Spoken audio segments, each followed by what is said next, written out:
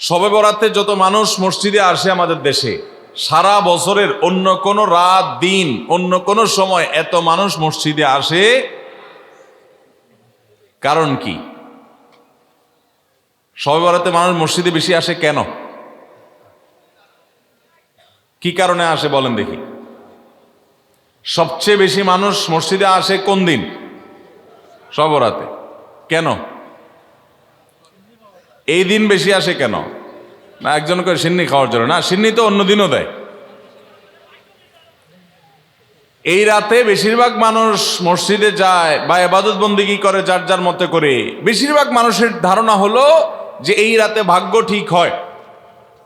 যেহেতু ভাগ্য ঠিক হয়, ভাগ্য নির্ধারণ হয়, সেই জন্য এই রাতে মসজিদে যায় ভিড় জমায়, যে একটা রাতে ইবাদত বন্দেগী করে যদি ভাগ্যটা নিজের অনুকূলে লিখে নেওয়া যায়, সারা বছরের ভালো কিছু লেখায় নেওয়া যায়, তাহলে তো সারা বছর ভালো থাকা যাবে। এই জন্য ওই একটা রাতে একটু বেশি ইবাদতবন্দি করার চেষ্টা করে। ঠিক না ঠিক? ভাইরা আমার, প্রথম কথা হলো ভাগ্য নির্ধারণ এই রাতে নয়, বরং লাইলাতুল কদরে হয়। দ্বিতীয় কথা হলো ভাগ্য নির্ধারণের জন্য একটা রাত মসজিদে গিয়ে ইবাদত বন্দেগী করলেই আমার ভাগ্য নির্ধারিত হয়ে যাবে বা ভাগ্য ভালো কিছু লেখা হয়ে যাবে ভাগ্যে, এরকম কোনো কথা কোরআন বা হাদিস থেকে পাওয়া যায়? কোরআন হাদিসে কি পাওয়া যায়? সূরা নাহাল আয়াত নম্বর 97। সূরার নাম সূরা নাহাল, আয়াত নম্বর কত? 97। আল্লাহ রাব্বুল আলামিন ইরশাদ করেছেন, মান আমিলা সালিহাম মিনকুম মান আমিলা সালিহাম মিন যাকারিন আও উনসা ওয়া হুয়া মুমিন। পুরুষ হোক আর নারী হোক, যে কোনো ব্যক্তি যদি ঈমানদার অবস্থায় ভালো কাজ করে, পুরুষ হোক কিংবা মহিলা, যে কেউ যদি ভালো কাজ খুঁটে খুঁটে খুঁটে নেক আমল করে, ভালো ভালো নেক কাজ, কোরআন হাদিসে নির্দেশিত কাজ, আল্লাহ যা করতে বলেছেন, রাসূল সাল্লাল্লাহু আলাইহি ওয়াসাল্লাম যা করতে বলেছেন, যদি সে কাজগুলো করে, এমত অবস্থায় করে যে সে ঈমানদার, অর্থাৎ ঈমান থাকতে হবে, ঈমান আছে এই অবস্থায় যদি নেক আমল করে, তাহলে কি হবে? আল্লাহ বলেছেন, ফালানুহাইয়ান্নাহু হায়াতান তাইয়্যিবাহ, তাহলে সেই পুরুষ সে নারীকে আমি পবিত্র জীবন দান করব। কি জীবন দান করবেন বলছেন আল্লাহ? পবিত্র জীবন দান করবেন।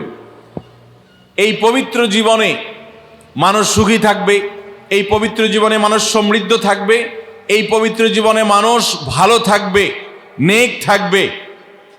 ওয়ালানাজজিয়ান্নাহুম আজরাহুম বিআহসানি মা কানু ইয়ামালুন।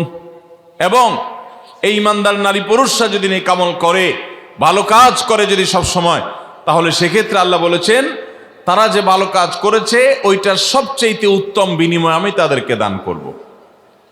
তাহলে এই আয়াত থেকে প্রমাণ হয়, যদি কেউ ঈমান আনার পর নেকামল করতে থাকে, নেকামল করতে থাকে, একদিনের নেকামল নয়, এক রাতের নেকামল নয়, সারা বছর জুড়ে সারা জীবন ধরে ভালো কাজ করার চেষ্টা যদি কেউ করে, আল্লাহ তাআলা তাকে পবিত্র জীবন দিবেন, সৌভাগ্যবান মানুষের জীবন দিবেন, সুখী মানুষের জীবন দিবেন। এখান থেকে বোঝা যায় কি ভাগ্য নির্ধারণের জন্য এক রাত আমল করতে হবে নাকি সারা বছর? সূরা আরাফ আয়াত নম্বর 96। সূরা আরাফ আয়াত নম্বর কত? 96। আল্লাহ বলেছেন, ওয়ালাউ আন্না আহলাল কুরা আমানু ওয়াত্তাকাউ, যদি কোন জনপদের লোকেরা ঈমান আনে আর তাকওয়া অবলম্বন করে। তাকওয়া কি? তাকওয়া হলো আল্লাহর ভয়ে সে আল্লাহর নির্দেশগুলো মানে আর হারামগুলো বর্জন করে। এরকম যদি কেউ করে, লাফাতাহনা আলাইহিম বারাকাতিম মিনাস সামাই ওয়াল আরদ, আল্লাহ বলেছেন তাহলে ওই ব্যক্তিকে আসমান এবং জমিন থেকে সমস্ত বরকত সমূহের দুয়ার সবগুলো তার জন্য খুলে দেওয়া হবে। তাহলে বোঝা গেল মানুষের জীবনে বরকত নাজিল হবে, মানুষ সুখে থাকবে, ভালো কিছু তার তাকদিরে লেখা হবে। তখন যখন বান্দা নেক আমল করে, যখন বান্দা গুনাহ থেকে বাঁচে, তাকওয়া অবলম্বন করে, তখন তার ওই এক রাত্রে গিয়ে আলাদা কিছু দোয়া বা বিশেষ পদ্ধতির কোনো জিকির আজকার এটার প্রয়োজন হয় না, বরং সে সারা বছর জুড়ে আল্লাহ তাআলা তার নসিবে ভালো কিছু লেখেন যদি সে বছর জুড়ে সারা জীবন ধরে নেক আমল করে গুনাহ থেকে বাঁচে। ভাইরা আমার, আপনাকে আল্লাহ তাআলা কোনো কলকারখানার মালিক বানিয়েছে, কোনো মিল ইন্ডাস্ট্রি আছে আপনার। ধরুন আপনার বাসায় দুটা মেশিন আছে, সেলাই মেশিন আছে। আপনার যেই মেশিনটা ভালো, এটা দিয়ে আপনার কাজ হয়, প্রোডাকশন হয়, ওই মেশিনটাকে তেল মোবিল আপনি ঠিক মতো দিবেন কি দিবেন না?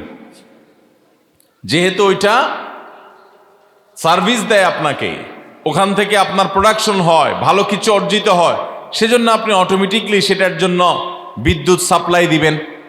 গ্যাস লাগলে গ্যাসের সাপ্লাই যে মেশিনের জন্য দরকার সেটা দিবেন। তেল মোবিল যা যা দেওয়া দরকার সেটা দিবেন। নষ্ট হলে সাথে সাথে ওটা ঠিক করাবেন। যা যা দরকার সব ব্যবস্থা আপনি করবেন, কারণ মেশিনটা আপনার প্রোডাক্টিভ, মেশিনটা আপনার প্রোডাকশন দিচ্ছে, এখান থেকে ভালো কিছু পাওয়া যাচ্ছে, সেজন্য আপনি এটা দিবেন। আরেকটা মেশিন যদি হয় যে মেশিন থেকে আপনার কোনো সার্ভিস আপনি পান না, প্রোডাকশন দেয় না, মেশিনটা নষ্ট হয়ে অকেজো হয়ে পড়ে আছে, তাহলে ওই মেশিনে কি আপনি বিদ্যুৎ সাপ্লাই দিবেন? ওখানে কি আপনি অন্য যা দরকার আছে তেল মোবিল নিয়মিত দেওয়া, এগুলো কি আপনি করবেন? করবেন না। হ্যাঁ, ওইটার জন্য মাসে মাসে কিস্তি যদি দেওয়ার দরকার হয়, আগে থেকে কিনা থাকে, তাহলে আপনার হয়তো কিস্তি পরিশোধ করবেন। অন্য কিছু আগে থেকে করা দরকার আছে, সেটা আপনি করবেন। আল্লাহ রাব্বুল আলামিন ঠিক একইভাবে তার যে বান্দারা তার অনুগত থাকে, তাকওয়া অবলম্বন করে, হারাম থেকে বাঁচে, গুনাহ থেকে বাঁচে, ফরজ কাজগুলো করে, আল্লাহ তাআলা তার সেই বান্দাদের জন্য ভালো কিছু তাদের তাকদীরে লিপিবদ্ধ করেন, তাদের জন্য নসিবে ভালো কিছু রাখেন, তাদেরকে সুখের জীবন দান করেন, সৌভাগ্য দান করেন। আল্লাহ তাআলা প্রকৃত প্রশান্তি মনের সেটা দান করেন আল্লাহর ইমানদার এবং নেককার বান্দাদেরকে, আমলে সালেহ কর্মওয়ালা বান্দাদেরকে, মুত্তাকি পরহেজগার বান্দাদেরকে। আর যারা আল্লাহর এই আনুগত্য করে না, যারা আল্লাহ রাব্বুল আলামিনের প্রতি ঈমান আনে না, যারা নেক আমল করে না, যারা তাকওয়া অবলম্বন করে না, এই মানুষগুলো তাদেরকে আল্লাহ তাআলা ওই দুনিয়াতে বেঁচে থাকার জন্য, দুনিয়া সিজনুল মুমিন ওয়া জান্নাতুল কাফির হাদিসে আসছে, দুনিয়া হলো ইমানদারের জন্য জেলখানা, আর কাফিরের জন্য, ইমানদারের জন্য হলো জেলখানা, আর কাফিরের জন্য জান্নাতের মতো যা খুশি করতে পারে। আল্লাহ তাআলা তাকে কিছু রিজিক দিয়ে বাঁচায় রাখেন, কিন্তু এই রিজিকের কোনো মূল্য আল্লাহর কাছে নাই। নবী করিম সাল্লাল্লাহু আলাইহি সাল্লাম বলেছেন, যদি দুনিয়া এবং দুনিয়ার মধ্যে যা কিছু আছে এগুলো যদি মাছির ডানার মতো মূল্য রাখতো, তো আল্লাহ তাআলা দুনিয়াতে আল্লাহর প্রতি অবিশ্বাসী কাউকে এক ঢোক পানিও পান করতে দিতেন না। এখান থেকে বোঝা গেল এই দুনিয়ার যত কিছু আমরা ভোগ করি, এগুলো আল্লাহ রাব্বুল আলামিনের কাছে এগুলো 2 পয়সার কোনো দাম নাই। বিশেষ করে যারা আখিরাতে বিশ্বাসী না, যারা আল্লাহর প্রতি ঈমান নাই, সে কাফেরদের জন্য এগুলো আল্লাহ তাআলা দিয়ে থাকেন, কারণ এগুলো সামান্য সময়ের ভোগ, অনন্ত অসীমকালের সুখ এবং দুনিয়ার প্রকৃত প্রশান্তি, এটা আল্লাহ শুধু তার ঈমানদার বান্দাদের জন্যই বরাদ্দ করে রেখেছেন। তো এই আয়াত থেকে, হাদিস থেকে বোঝা যায় যে ঈমানদাররা যখন নেক আমল করবে, তাদের জন্য আল্লাহ তাআলা নসিবে ভালো কিছু দিবেন, তাদের জন্য আল্লাহ তাআলা তাদের ভাগ্যে ভালো কিছু দিবেন, তাদের ভাগ্য সুপ্রসন্ন হবে। আর যদি কেউ বদামল হয়, তাহলে আল্লাহ রাব্বুল আলামিন তার জন্য প্রকৃত প্রশান্তি, আসল সুখের ঠিকানা, সেটা আল্লাহ তাআলা তাদেরকে কখনো দিবেন না। মুহতারাম হাজরিন, অতএব আমরা যদি চাই আমাদের ভাগ্যে ভালো কিছু লেখা হোক, তাহলে প্রথম কাজ করতে হবে, আমাদেরকে নেক আমল করতে হবে। ঈমান আনার পর কি করতে হবে? নেক আমল করতে হবে। আল্লাহ আমাদের সবাইকে সে তৌফিক দান করুন। ঈমান আনার পর ভালো কাজ করতে হবে, নেক আমল করতে হবে। আমরা যদি ঈমান আনার পর নেক আমল করি, ভালো কাজে লিপ্ত হই, তাকওয়া চর্চা করি, তাহলে আল্লাহ রাব্বুল আলামিন আমাদের ভাগ্যে ভালো কিছু রাখবেন। এই ব্যাপারে একজন ঈমানদারের ঈমান মজবুত থাকতে হবে। আরেকটা উপমা নেই আমরা, সামনে বাচ্চারা প্রচুর হইচই করছে, আশেপাশে হইচই করছে, আপনাদের কোনো ভলান্টিয়ার আছে? এই যে বাচ্চারা, বাবারা তোমরা একটু চুপচাপ থাকবা, হ্যাঁ? আশেপাশে যারা আছেন তাদেরকে একটু থামান, কথা বলা যাচ্ছে না তো, আশেপাশে অনেক আওয়াজ হচ্ছে। জি ভাই, আরেকটা উপমা নেই আমরা। ধরুন একজন জনপ্রতিনিধি, ওনার যারা প্রচার প্রচারণা করে, ওনার পক্ষে যারা মানুষের কাছ থেকে ভোট কালেকশন করে, সংগ্রহ করে, এই জনপ্রতিনিধির কাছে যদি কোনো রিলিফের মাল আসে, সরকারি চাল ডাল ইত্যাদি এসব যদি আসে, তিনি তার এলাকার মানুষদেরকে, ভোটারদেরকে, জনগণ তাদেরকে তিনি, যারা অভাবী, যারা এটার হকদার, তাদেরকে দিবেন, এটা তার দায়িত্ব কর্তব্য থাকে। যদি তার কোনো আগে থেকে তার দলের কোনো কর্মী থাকে, নির্বাচনের সময় তার অনুগত কোনো মানুষ থাকে যে তার পক্ষে কাজ করছে অনেক বেশি, তো এই লোকটার যদি রিলিফের দরকার হয়, সে কি ওই চেয়ারম্যান সাহেবের কাছে আর জনপ্রতিনিধির কাছে ধর্ণা দিয়ে আলাদা পিছনে আপনার লাইন ধরে ঘুরতে হবে? তার অটোমেটিক তাকে দেয়া হবে, কারণ সে আগে থেকেই তার লোক। অতএব অন্য 10 জন যদি পায়, এই লোক বরং তারও আগে পাবে।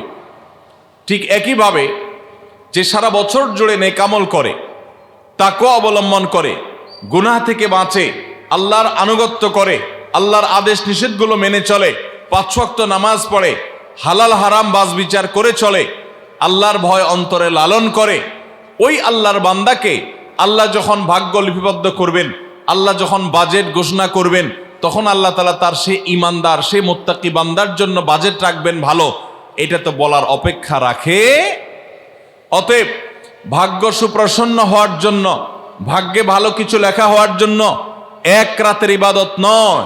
এই সমস্ত আয়াত, হাদিস, উপমা থেকে আমরা বুঝাবার চেষ্টা করছি যে আমাদেরকে করতে হবে সারা বছর জুড়ে ভালো কাজের চর্চা, নেকামলের চর্চা। তাহলে আমরা নেকামলের মাধ্যমে আল্লাহ রাব্বুল আলামিনের কাছ থেকে ভালো কিছুর ফয়সালা পাবো ইনশাআল্লাহ। মোহতারাম হাজরিন, আমরা অনেকে দোয়ার জন্য অনেক অস্থির হই, পেরেশান হই যে অমুক হুজুর যেন আমার জন্য একটু দোয়া করে দেন, ইমাম সাহেব আমার জন্য একটু দোয়া করে দেন। বড় কোনো আলেম পাইলে আমরা দোয়ার জন্য অনেক চেষ্টা করি যে ভাই আপনি একটু আমার জন্য দোয়া করে দেন। এটা ভালো, এটা খারাপ কিছু না। আমরা যারা এক রাতে আমল ইবাদত করে আমাদের ভাগ্যের ভালো কিছু লেখানোর জন্য চেষ্টা করি, আমি সেই ভাইদেরকে বলতে চাই, সারা দুনিয়ার সমস্ত ভালো মানুষ, সকল নেক মানুষ, এমনকি মক্কা মদিনার ইমাম সাহেবরা, হারামাইনের ইমাম খতিবগণ, সারা দুনিয়ার সকল আল্লাহওয়ালা নেককার এবং ভালো মানুষ যারা আছেন, আব্দে সালেহ যারা আছেন, আল্লাহর ওলি যারা আছেন, তাদের সবার দোয়া আমরা পাইতে চাই। একটা সহজ উপায় আছে, সেটা কি? এই এতক্ষণ যেটা বললাম, অর্থাৎ আপনি যদি নিজেকে ভালো মানুষ হিসাবে গড়ে তোলার জন্য চেষ্টা করেন, আপনি 5 ওয়াক্ত নামাজ পড়বেন, আল্লাহর হুকুম মতো চলবেন, আপনি হারাম থেকে বাঁচার জন্য সংগ্রাম যুদ্ধ চালাবেন, আপনি হক হালালি চলার চেষ্টা করবেন, আপনি তাকওয়ার উপরে চলার চেষ্টা করবেন। যদি আপনি এটা করেন, তাহলে অটোমেটিকলি সারা দুনিয়ার সমস্ত নেককার মানুষদের দোয়া একবার না, বারবার বারবার, হাজার হাজার লক্ষ লক্ষ বার আপনি পেতে থাকবেন। কিভাবে? আমরা নামাজের মধ্যে আত্তাহিয়াতু পড়ি কি পড়ি না? এই আত্তাহিয়াতুর মধ্যে একটা কথা আছে, আসসালামু আলাইনা ওয়া আলা ইবাদিল্লাহিস সালিহিন। এর অর্থ কি? এর অর্থ হলো, হে আল্লাহ, নামাজের মধ্যে নামাজরত অবস্থা দোয়া, এখানে দোয়া করছে মুসল্লি, হে আল্লাহ, আসসালামু আলাইনা, আল্লাহ আমার প্রতি শান্তি বর্ষিত হোক, আমাদের প্রতি শান্তি বর্ষিত হোক, ওয়া আলা ইবাদিল্লাহিস সালিহিন, এবং আল্লাহর যত নেককার বান্দা আছে সারা পৃথিবীতে, সারা দুনিয়াতে যত নেককার বান্দা আল্লাহর আছে, যারা ভালো কাজ করার চেষ্টা করে, যারা হক হালালি চলার চেষ্টা করে, যারা হারাম উপার্জন করে না, যারা হারাম জিনিস দেখে না, হারাম জিনিস ধরে না, হারাম খায় না, হারাম কথা বলে না, হারাম জায়গায় যায় না, হারাম কাজ করে না, 5 ওয়াক্ত নামাজ পড়ে, যাকাত ফরজ হলে যাকাত দেয়, হজ ফরজ হলে হজ করে, রমজান আসলে রোজা রাখে, সকল ফরজ কাজগুলো করে, এক কথায় কোরআন হাদিসকে মেনে চলার চেষ্টা করে যারা, তার জীবনের অক্ষরে অক্ষরে প্রতিটা পদক্ষেপে, এদেরকে বলা হয় নেককার বান্দা। নামাজে আত্তাহিয়াতে প্রত্যেকটা মুসল্লি সারা পৃথিবীর সমস্ত প্রান্ত থেকে আল্লাহর কাছে দোয়া করে, আসসালামু আলাইনা ওয়া আলা ইবাদিল্লাহিস সালিহিন, আল্লাহ আমাদের প্রতি তো শান্তি বর্ষিত করবেনই, সেই সাথে আপনার নেককার বান্দা যারা আছেন, যা সারা দুনিয়াতে, এই সকল নেককার বান্দাদের প্রতি আপনি শান্তি বর্ষিত করেন।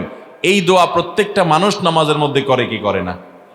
তাহলে আপনি যদি নিজেকে নেককার বান্দা হিসাবে শামিল করতে পারেন, আপনি যদি নিজেকে আল্লাহর হুকুম এবং আল্লাহর আনুগত্য কর্ণওয়ালা মানুষ হিসাবে গড়ে তুলতে পারেন, তাহলে অটোমেটিকলি আপনি সারা দুনিয়ার সমস্ত নেককার মানুষদের দোয়া পেয়ে যাবেন।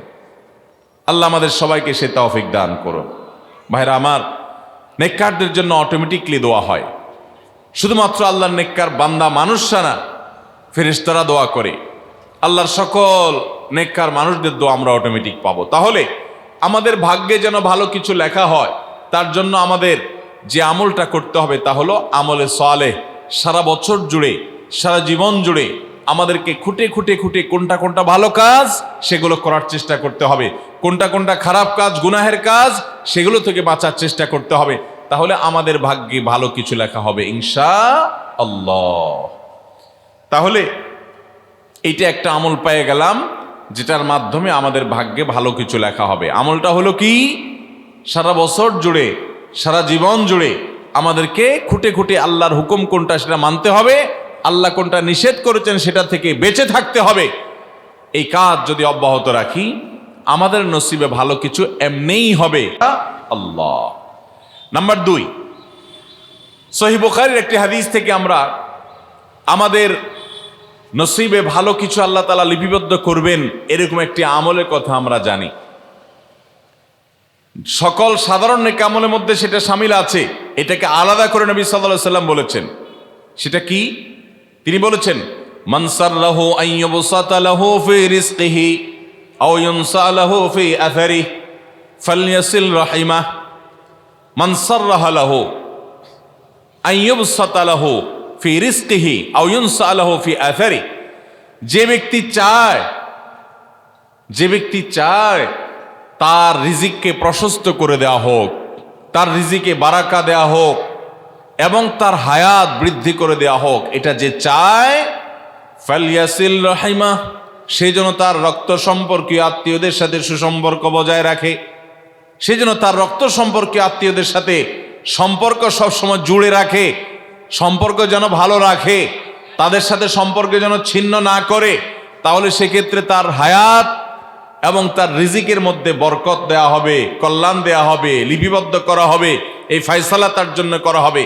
এই হাদিস থেকে বোঝা যায় যে আমাদের হায়াত, আমাদের রিজিকের মধ্যে বরকত হবে, কল্যাণ হবে, ভাগ্যে নসিবে ভালো কিছু আল্লাহ তাআলা দিবেন যদি আমরা রক্ত সম্পর্কীয় আত্মীয়দের সাথে সুসম্পর্ক বজায় রাখি।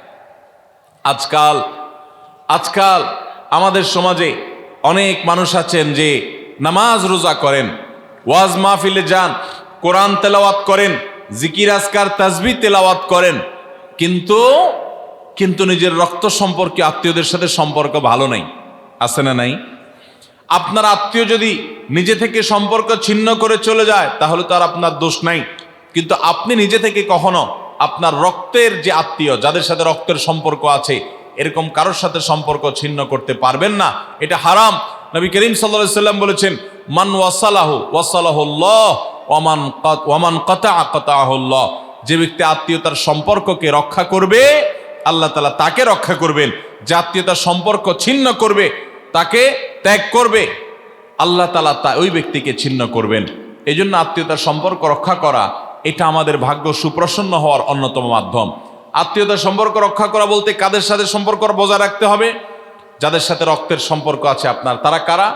আপনার শরীরে আপনার বাবার রক্ত আছে, রক্ত সম্পর্কীয় আত্মীয়, আপনার বাবার সাথে আপনার ব্লাডের কানেকশন আছে, আপনার মায়ের সাথে আপনার ব্লাডের কানেকশন আছে, এবং মায়ের সাথে ব্লাডের কানেকশন থাকার কারণে মায়ের দিককার আত্মীয় আপনার মামা, আপনার খালা, আপনার নানা নানি, তারা হলো আপনার রক্ত সম্পর্কীয় আত্মীয়। ঠিক একইভাবে আপনার বাবার দিককার রক্ত সম্পর্কে আত্মীয় হলেন আপনার দাদা দাদি, আপনার চাচা, আপনার ফুফু, এবং চাচাতো ভাই বোন, ফুফা না ফুফু, যিনি তার রক্ত আপনার বাবার রক্ত এক, সেজন্য তারা রক্তের আত্মীয়। ভাই বোন তো আছেই, তো এই রক্তের আত্মীয়দের সাথে অনেকে সম্পর্ক বজায় রাখে না, কোনো কারণে সম্পর্ক ছিন্ন করে ফেলে, এটা হারাম। আমরা দুনিয়াতে অনেক বন্ধু বান্ধবের সাথে সম্পর্ক ভালো রাখি, অনেক দোস্তের সাথে সম্পর্ক ভালো রাখি, অথচ আমাদের এই রক্ত সম্পর্কে আত্মীয়গুলোর সাথে সম্পর্ক ভালো রাখা হয় না। মোহতারাম হাজিরিন, আমাদের নসিবে আল্লাহ ভালো কিছু দেখ, আমরা সবাই চাই কি চাই না? তাহলে শবে বরাতে রাতভর আপনি দোয়া জিকির আজকার করলেন, কান্নাকাটি করলেন, আর মিলাদ মাহফিল করলেন, আশা করলেন আপনার ভাগ্যে ভালো কিছু লেখা হবে। আপনার ভাগ্যে ভালো কিছু লেখা হবে না যদি আপনি আপনার রক্ত সম্পর্কে আত্মীয়র সাথে সম্পর্ক ছিন্ন করে বসে থাকেন। কারণ আপনার জীবনে, আপনার রুজিতে, আপনার ইনকামে, উপার্জনে বরকত হওয়ার পূর্ব শর্ত হলো আপনার এই রক্ত সম্পর্কে আত্মীয়গুলোর সাথে, আত্মীয় স্বজনের সাথে সুসম্পর্ক বজায় রাখা। হ্যাঁ, তারা যদি সুসম্পর্ক বজায় রাখতে গেলে আপনার ক্ষতি করে, আপনাকে বিপদে ফেলে, তাহলে আপনি নিজেকে বাঁচাতে পারেন, আত্মরক্ষার জন্য আপনি দূরত্ব বজায় রাখতে পারেন। কিন্তু তাই বলে তাদের সাথে আপনি সম্পর্ক নষ্ট করে থাকবেন, তাদেরকে ভুলে থাকবেন বা তাদের সাথে সম্পর্ক রাখবেন না, এটা কিন্তু জায়েজ হতে পারে না। ইংল্যান্ডের একটা ইউনিভার্সিটির একটা জরিপের কথা অনলাইনে আমি একবার দেখেছিলাম।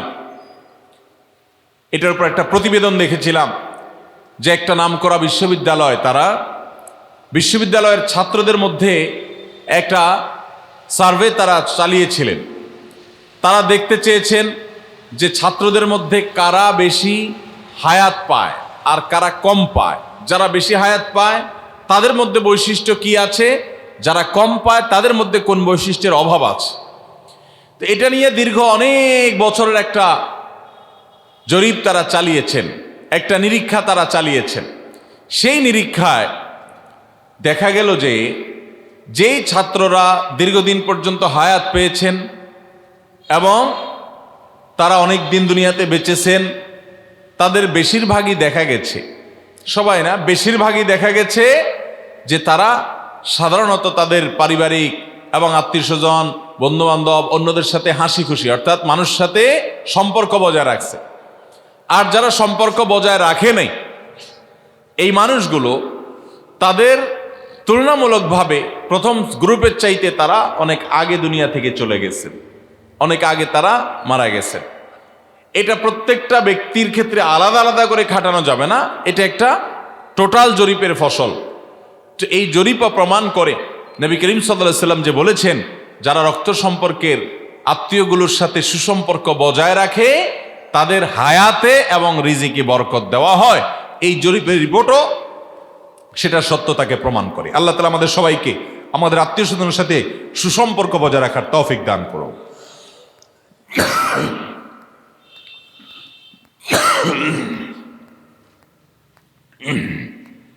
তাহলে আমাদের ভাগ্যে যেন ভালো কিছু লেখা হয়, ভাগ্য যেন সুপ্রসন্ন হয়, সেজন্য আমরা দ্বিতীয় আমলও পেয়ে গেলাম।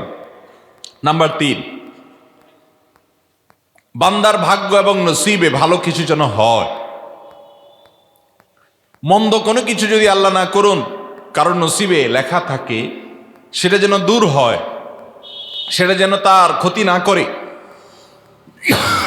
এবং আল্লাহ রাব্বুল আলামিন যেন সেই ফয়সালা বান্দার উপরে কার্যকর না করেন। সেজন্য তৃতীয় আমল হলো দোয়া। কারণ এই মর্মে মুস্তাদরাক হাকিমের একটি দোয়া আছে, হাদিস আছে, যে হাদিসে নবী সাল্লাল্লাহু আলাইহি ওয়াসাল্লাম বলেছেন, লা ইয়ারুদ্দু তাকদীর ইল্লা দুআ।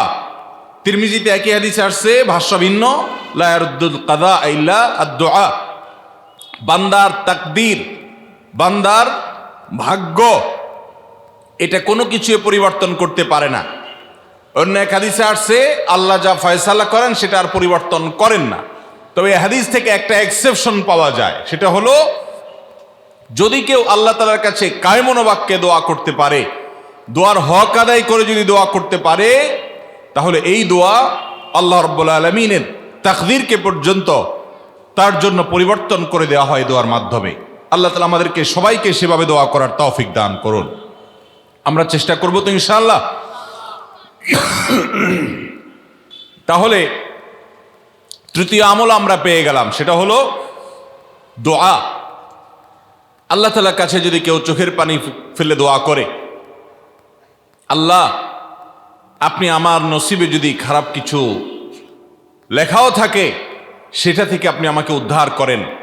যদি কেউ দোয়ার হক আদায় করে দোয়া করতে পারে, দোয়া কবুলের জায়গাগুলোতে দোয়া করতে পারে, যথাযথভাবে দোয়া করতে পারে, দোয়ার শর্ত পূরণ করে দোয়া করতে পারে, কায়মন বাক্যে দোয়া করতে পারে, চোখের পানি ফেলে দোয়া করতে পারে, দোয়া এত বড় অস্ত্র, দোয়া এত বড় মাধ্যম, দোয়া এত বড় একটা উপায় যে এটা দিয়ে আল্লাহর লিখন, আল্লাহর তাকদীর, এটা আল্লাহর কাছ থেকে পরিবর্তন করিয়ে আনা যায় এ দোয়ার মাধ্যমে।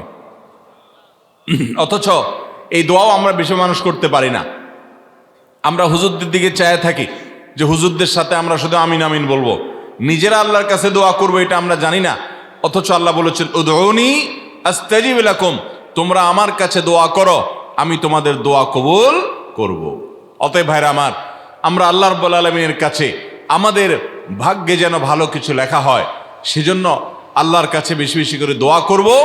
এবং আমাদের তাকদীরে যদি কোনো ক্ষতিকর কিছু থাকে তো সেটা যেন আমাদের ক্ষতি না করে আল্লাহ রাব্বুল আলামিন যেন আমাদের প্রতি রহম করেন, এই মর্মে আমরা যদি দোয়া করি তো দোয়ার মাধ্যমে আল্লাহ তাআলা তাকদীর পরিবর্তন করে। অবশ্য তাকদীরের মধ্যে দুইটা প্রকার আছে, একটা তাকদীরে মুবরাম আর একটা তাকদীরে গায়রে মুবরাম। তাকদীরে গায়রে মুবরাম যেটা, সেটা তাকদীর দোয়ার মাধ্যমে ফয়সালা আল্লাহ পরিবর্তন করেন। মুবরাম যেটা পরিবর্তন করেন না, অর্থাৎ যেটা চূড়ান্ত করেছেন আল্লাহ তাআলা আগে থেকে, সেটা পরিবর্তন করেন না। তবে বান্দার হায়াতের ক্ষেত্রে কোন কোন হাদিস থেকে জানা যায় আল্লাহ রাব্বুল আলামিন কোন নেক আমলের ফলে দোয়ার মাধ্যমে আল্লাহ রাব্বুল আলামিন অনেক সময় সেটাতে পরিবর্তন করেন এবং সেটাতে বারাকা দান করেন। অতএব আমাদেরকে তাকদীর বা ভাগ্য যেন সুপ্রসন্ন হয়, আমাদের নসিব যেন ভালো হয়, আল্লাহ যেন ভালো কিছু দান করেন, সেজন্য শবে বরাতে রাত ভরে ইবাদত বন্দিগি এই জন্য নয়, বরং আমাদের ভাগ্যে ভালো কিছু হওয়ার জন্য বছর জুড়ে আমাদেরকে নেক আমল করতে হবে। এক রাত ইবাদত বন্দেগি করলেন, সারা বছর কোন নফল নামাজ, ফরজ নামাজ, অন্যান্য ফরজ কাজ করলেন না, আর আপনি আশা করলেন যে আল্লাহ আপনার জন্য ভাগ্যে ভালো কিছু লিখে দিবে, এটা সঠিক নয়। আর ভাগ্যের নির্ধারণটা মূলত লাইলাতুল কদর, এটি বোঝা যায় সূরা দুখান থেকে, অন্যান্য সূরা থেকে। অতএব আমাদের সবাইকে আমাদের ভাগ্যে ভালো কিছু লেখার জন্য বেশি বেশি আমাদের 5 ওয়াক্ত ফরজ নামাজ সহ আল্লাহর সমস্ত ফরজ বিধানগুলো মেনে চলতে হবে, হারাম এবং গুনাহের কাজগুলো থেকে বেঁচে চলতে হবে, এবং সেই সাথে আমাদের সবাইকে বেশি বেশি করে বিশেষ করে নেককারদের কাতারে সামিল হতে হবে। আমি যত বেশি নেককার হতে পারবো, ওই যে নামাজে আত্মেহাতের মধ্যে নেককারদের দোয়া পাবো, আমার প্রতি শান্তি আল্লাহর এমনি বর্ষিত হবে।